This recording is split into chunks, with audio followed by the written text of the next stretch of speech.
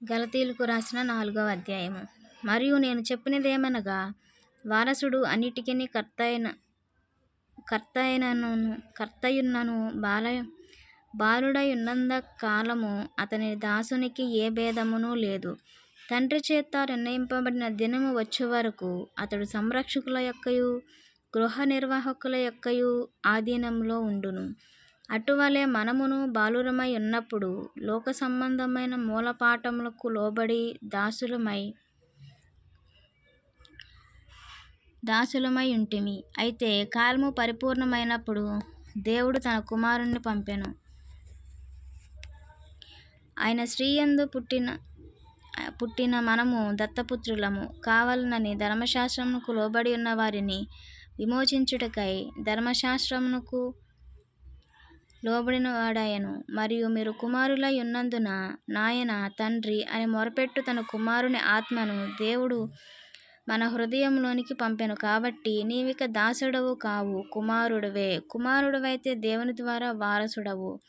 ఆ కాలమందైతే మీరు దేవుని ఎరుగని వారై నిజమునకు దేవుళ్ళు కాని వారికి దాసులై ఉంటిరి గాని ఇప్పుడు మీరు దేవుని ఎరిగిన వారును మంచి విశేషముగా దేవుని చేత ఎరగబడిన వారునై ఉన్నారు గనుక బలహీనమైనవన్నీయు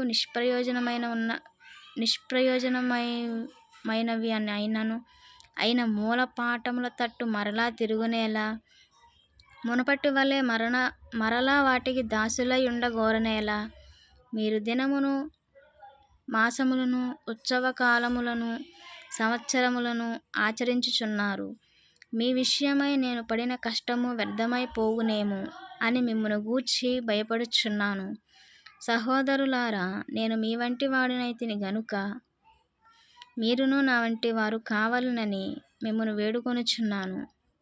మీరు నాకు అన్యాయము చేయలేదు. మొదటిసారి శరీర దౌర్బల్యము కలిగినను నేను సువార్త మీకు ప్రకటించి తినని మీరెరుగుదురు.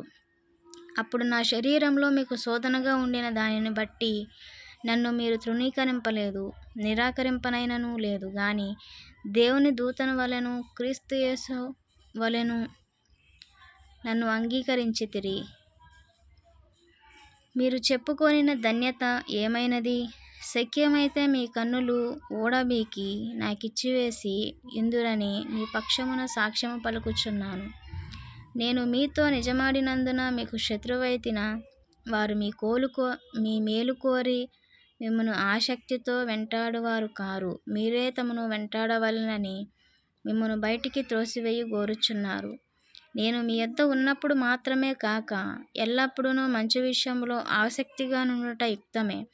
నా పిల్లలారా, క్రీస్తు స్వరూపము మీ యందేర్పడు వరకు మీ విషయమై మరలా నాకు ప్రసవ వేదన కలుగుచున్నది. మిమ్మును గూర్చి ఎటూ తోచకయున్నాను. నేనిప్పుడే మీ మధ్యన వచ్చి మరి ఒక విధముగా మీతో మాటలాడగోరుచున్నాను. ధర్మశాస్త్రమునకు లోబడి ఉండగోరు వారులారా, మీరు ధర్మశాస్త్రము వినుట లేదా? నాతో చెప్పుడి. దాసి వలన ఒకడును స్వతంత్రురాలి వలన ఒకడును 2 కుమారులు అబ్రహామునకు కలిగిరని వ్రాయబడి ఉన్నది కదా. అయినను దాసి వలన పుట్టినవాడు శరీర ప్రకారము పుట్టెను, స్వతంత్రురాలి వలన పుట్టినవాడు వాగ్దానమును బట్టి పుట్టెను. ఈ సంగతులను అలంకార రూపకముగా చెప్పబడి ఉన్నవి. ఈ స్త్రీలు 2 నిబంధనలై ఉన్నారు.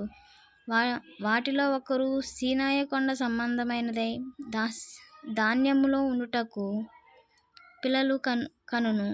ఇది హాగరు.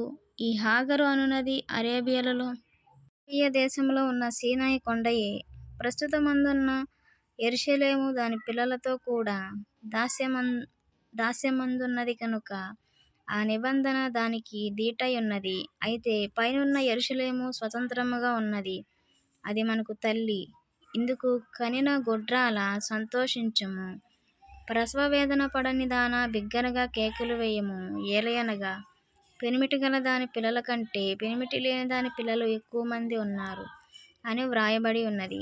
సహోదరులారా, మనమును ఇస్సాకు వలె వాగ్దానమును బట్టి పుట్టిన కుమారులమై ఉన్నాము. అప్పుడు శరీరమును బట్టి పుట్టినవాడు ఆత్మను బట్టి పుట్టినవాణ్ణి ఎలాగూ హింసపెట్టునో ఇప్పుడును అలాగే జరుగుచున్నది. ఇందును గూర్చి లేఖనమేమి చెప్పుచున్నది? దాసిని దాని కుమారుణ్ణి వెలగొట్టుము. దాసి కుమారుడు స్వతంత్రురాలి కుమారునితో పాటు వారసుడై యుండడు. కాగా సహోదరులారా, మనము స్వతంత్రురాలి కుమారులమే గాని దాసి కుమారులము కాము.